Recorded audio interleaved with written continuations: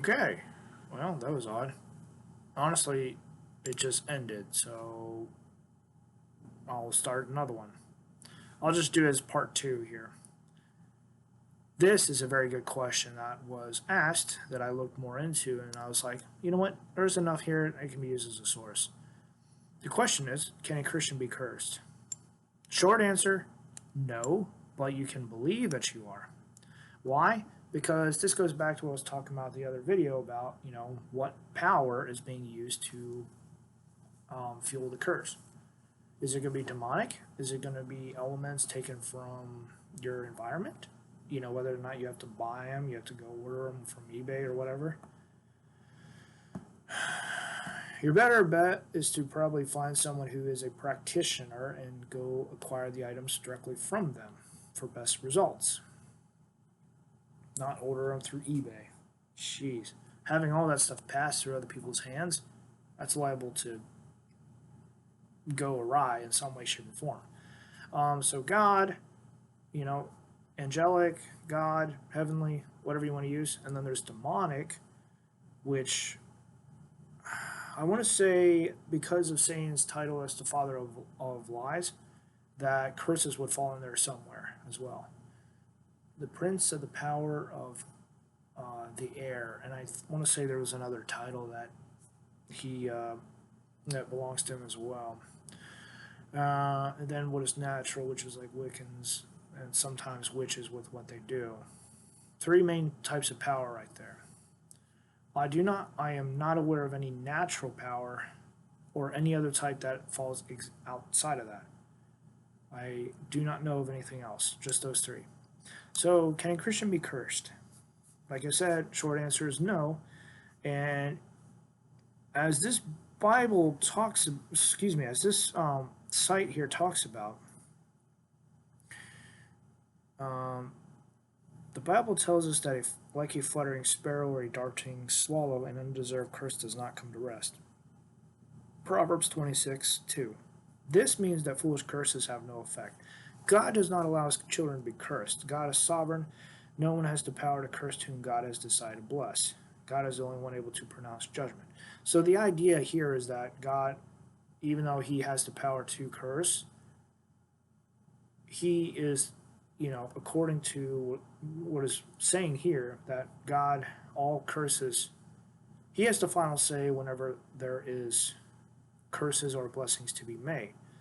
Now, if you want to go outside of this a little bit, if there are any gods or deities out there who have any sort of power, they automatically have the last word, because more likely than not, the power comes from them. Like, not only do they have control, but the power itself comes from them. A little complicated there, but that's the general idea from what I understand about, when you involve deities.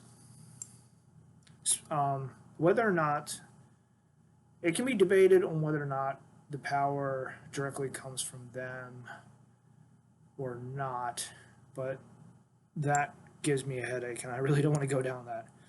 All right, let me see here. Spells in the Bible are always described negatively. Deuteronomy 18. Numbers those who cast the spells with those who commit other acts detestable to the Lord, quote unquote, such as child sacrifice, witchcraft, sorcery, divination, or necromancy, which is consulting with the dead, not raising of the dead when talking biblically here. Micah 5:12 says that God will destroy witchcraft and those who cast spells. Revelation 18 describes spells as part of the deception that will be used by the Antichrist in his great city Babylon, which probably involves, I'm blanking out on a lot, but there was two people. There was the Antichrist and there was like the prophet of the Antichrist here. So it's probably going to be someone who knows magic of some kind here. Though the end times deception will be so great that even the elect would be deceived if God did not protect us, found in Matthew 24, God will utterly destroy Satan, the Antichrist, and all who follow him. So the idea here is that the Christian who has been born again under Christ is in the constant presence of the Holy Spirit and under his protection as we exist within the new identity not necessarily the new body, but the new identity. And it is almost like having a seal placed upon you. So there is no need to worry about anyone casting any sort of spell on you because it just simply has no power over you. The power of God is supposed to be stronger than any spell or any curse that is placed upon, specifically from Satan. It's not talked about anything else. It does not recognize spells or curses from anywhere else. So there's nothing else to add to that. Though, as I said, there's a lot that can be taken from nature, and Wiccans and witches have more knowledge of that. I'm not going to go down any further with that topic, though. Let's see here. Next, the BibleOdyssey.org. Alrighty.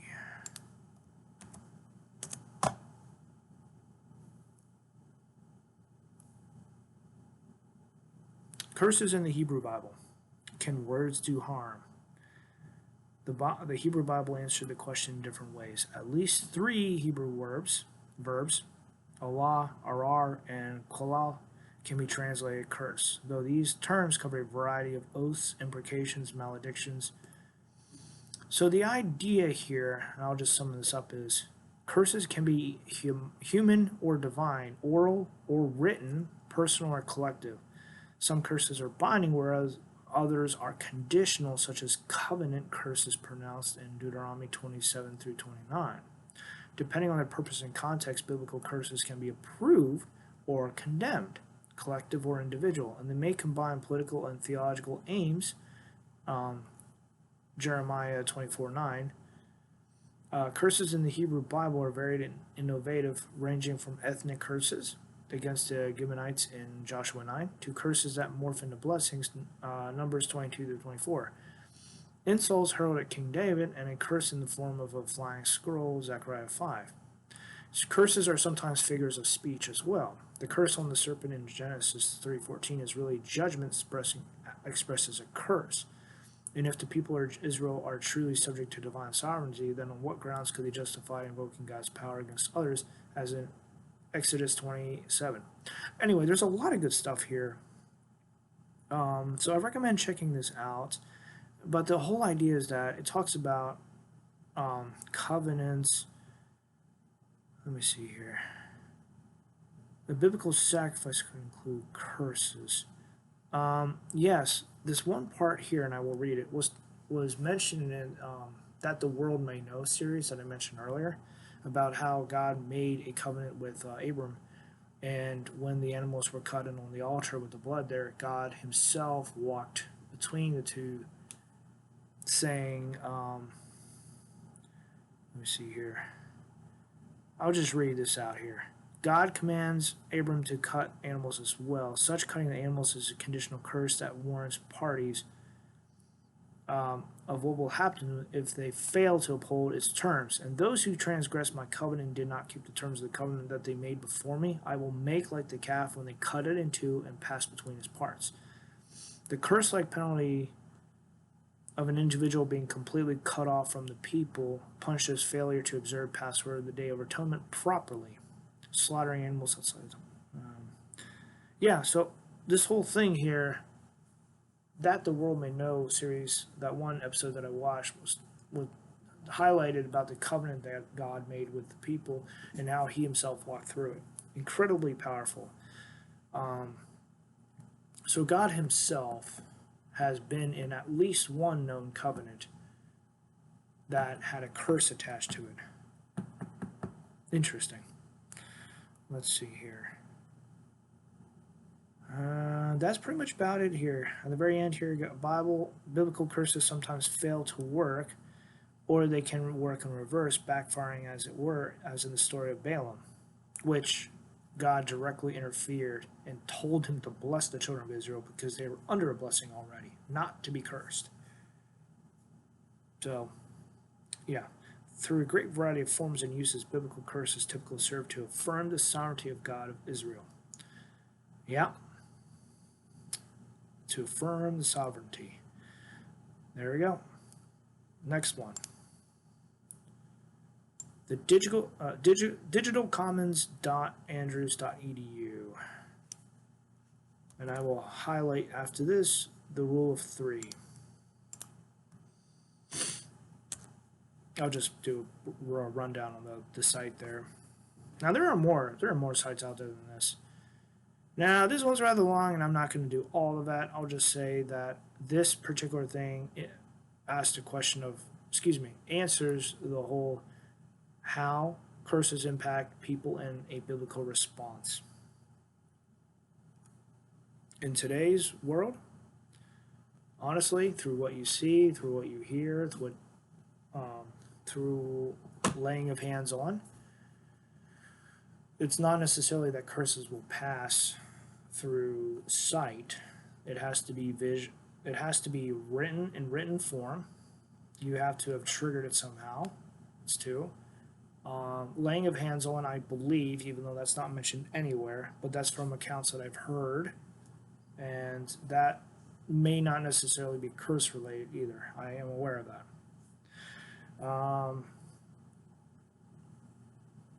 Yep, just those three here. And it talks about, the impact in a few different varies here. I'm not going to go into, but it's really, really in depth. Kenyan scholars. So it's definitely some other people talking about this, and there is quite a bit here. So I highly recommend, if you're going to check out anything, check out this one here. Let me see here. Cursing and curses in biblical perspective. The purpose in this section is to discover the biblical view of curses. According to Tyndale's Bible Dictionary, a curse refers to invocation of evil or injury against one's enemies. As practiced in biblical times, cursing was opposite of blessing, should not be confused with profanity in the modern sense. Yeah, profanity is not the same as cursing. Good point there. Or should I say good point to end there. That's pretty much about it. Go check it out. There's a lot of good stuff here. Try not to ever curse. And if you think there's a curse on any of your stuff or on you, get counseling, get help, because that stuff will not go away most likely. Especially if it's probably attached to an item of some kind. This is a very long, complicated topic, and this is not something that can be covered in a church's sermon, most likely. However, I wish it was talked about a couple of times, but I have not really heard of anything. Alright, well that concludes this very long video. The original video is about, alright, I'm done. This is just afterthoughts here. The original video itself was like an hour and 6 minutes long, and combined with the last video, this is like 45 minutes long, so just a lot of talking. Look, I don't like reading half this crap off, but this whole topic is insanely interesting when you stop and think what happened and how this applies. At the moment, I'm blanking on what actually got me interested in this, but I can definitely tell you, once I noticed it, I just latched onto it. I was like, wow, this is a topic that's not even covered. And Thanksgiving and Halloween is here. Great timing. Yeah. Oh, this is some powerful stuff here. And for the record, the church does a very bad job when talking about any type of power sources, and it always puts it in a negative light. They always tend to put verses out, to go worship God or something. And it's like they never give this topic enough respect, and they never give people the tools in order to handle it. And I'm not just saying this, but I'm saying other topics as well. The Bible is great when it comes. The church is great when it comes down to handing instruction on basic instructions on this works for us. We recommend you start here. But it's always beginner level stuff. It's never anything. It seems to never be anything concrete or in depth when it comes to these more advanced um, topics, as well as to some that are more delicate, the ones that are more deep, delicate, dangerous. Curses are just honestly dangerous, something you shouldn't mess around with. But it's no more dangerous than working with electricity or working with anything else that could theoretically kill you. It is, I mean, let me see here. I climbed towers back in 2017, and I saw videos, a couple of videos of people falling and just like hit the ground, like their femurs popping out, and they're just dead upon impact. I mean, lethal, lethal stuff. However, curses aren't lethal in that matter because they don't outright kill you the way like something else will, like a fall, a bullet, a car accident. Those are most common because it's like one of the top three most common ways that people end up dying is in car accidents. Curses are just more rare. People do not believe there's less belief today than there was back then. So like curses in a sense are just like people think of it as a figment of imagination, like it's not real. Um, like there's many people who do not attach importance to this because they do not have faith, they do not have belief. And even though they are ignorant, that does not mean that it does not exist and it's not real. It's just not something that's ever happened to them. I myself have seen 2 demon possessions. So for me, I believe this is real. And I believe that if it ever is handled, it needs to be handled with care with the people who are qualified to repel, to break these curses, and to deal with them in a way where it can be broken up and removed. Or stopped and removed in some cases. Because some curses, they need to have an ending point. Beware of what you touch, beware of anything like that in your life. So, yeah. Anyway, until next time. Which, by the way, the next topic here.